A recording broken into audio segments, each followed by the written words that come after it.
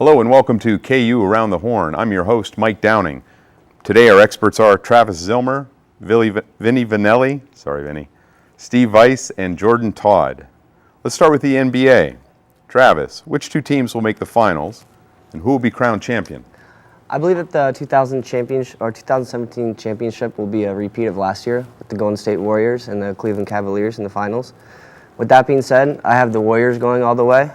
In the offseason, they were able to acquire Kevin Durant, making the Warriors one of the most dominant offensive teams in the league. With that being said, as long as the Warriors can avoid blowing a 3-1 lead like they did last year, I think they've got this one in the bag. Certainly the odds-on pick. Vinny?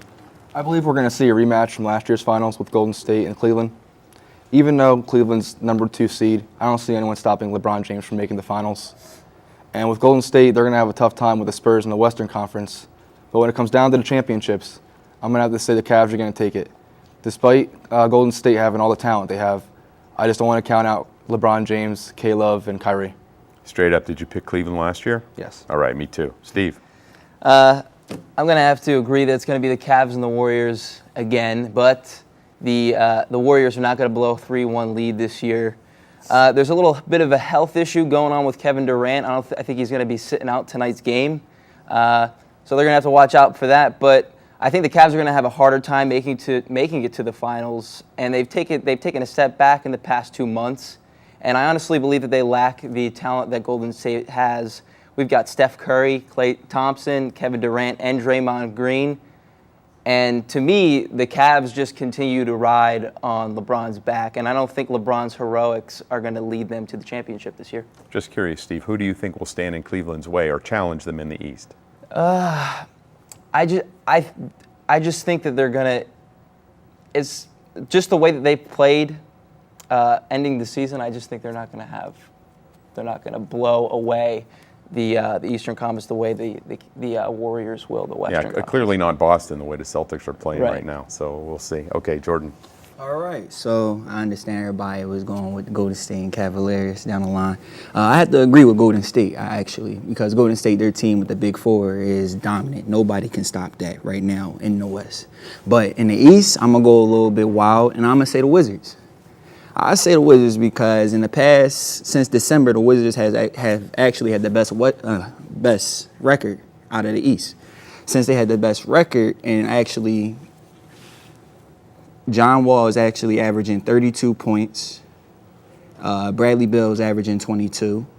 And Otto Porter is averaging 12, but he's also locking down everybody he plays. So I'm saying matchup-wise, it's going to be really good. Also, I can't forget about Markieff Morris. He's averaging 22 as well on the Wizards.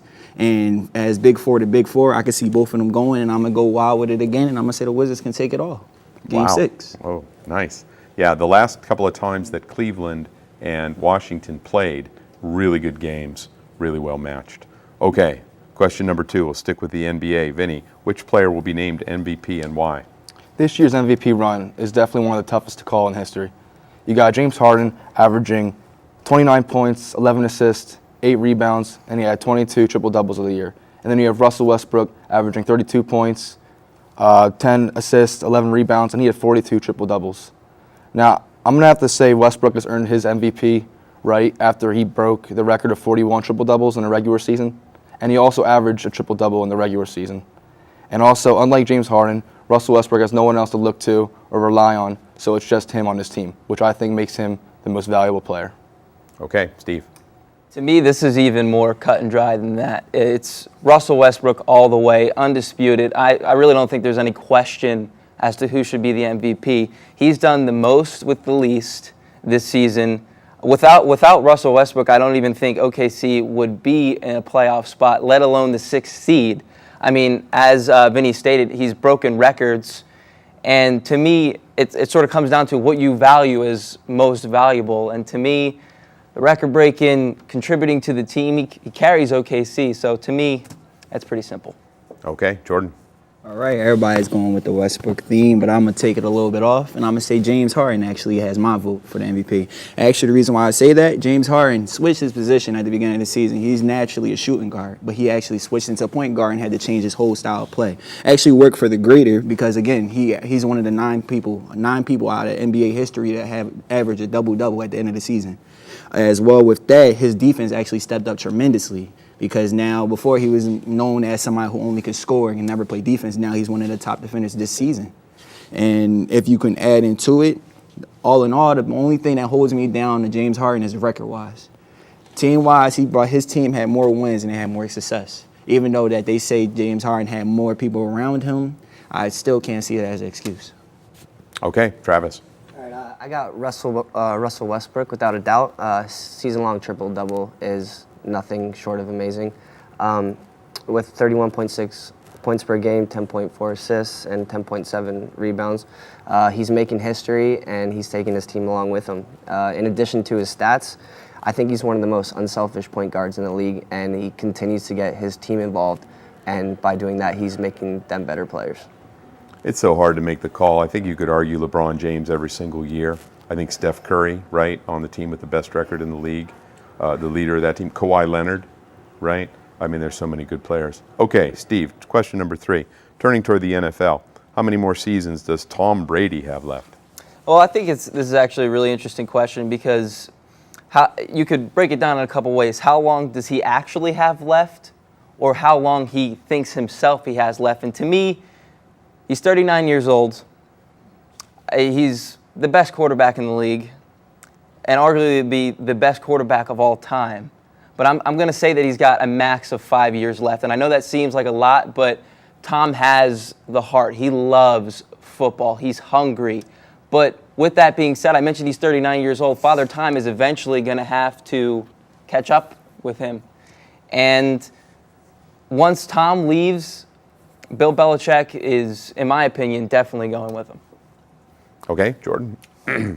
That's actually one of the times I actually agree with people on the line. I would say Tom Brady, 5 years max, but in my eyes, I say 2 to 3 solid years where he could still make an impact that can like take his team to the Super Bowl again. Tom Brady, he's 39, as we just announced, and the only person I could compare him to was Brett Favre. Brett Favre, he retired at age 43. And even though Brett Favre played in a different time era, whereas though he got hit way more than the NFL today, that's the only reason why I say Tom Brady's going to last out his career longer than Brett Favre. He hasn't been hit as much as Brett. So, again, I agree, 5 years, but 2 to 3 solid good ones. Very good. Travis. All right. So, although Tom Brady is my least favorite quarterback ever, the dude's outstanding. And I think he does have a few successful seasons left in him. He's healthy. He has no pre-existing injuries hindering his talent. He plays for one of the most dominant teams in the NFL. And as long as his team continues to play the way they do and his offensive line can continue to defend him, I believe he's definitely got a couple seasons left in him and possibly another shot at a Super Bowl. 2 seasons? 3 seasons? I would say solid 2-3 seasons. Okay, Vinny. Tom Brady has been in the league for 17 years now, and I don't think he showed any sign of regression. Being almost 40, Brady is still one of the most elite quarterbacks in the NFL. I think he can have a good maybe 3-4 years left in the league. Now, Gronkowski coming back this year and being healthy and staying healthy, I can even see Tom Brady bringing New England at least 1, maybe even 2 more championships. Wow, bold predictions. Okay, thanks to our panel. Tune in next week when we discuss the NHL playoffs. Will Sidney Crosby lead the Pittsburgh Penguins to another Stanley Cup championship?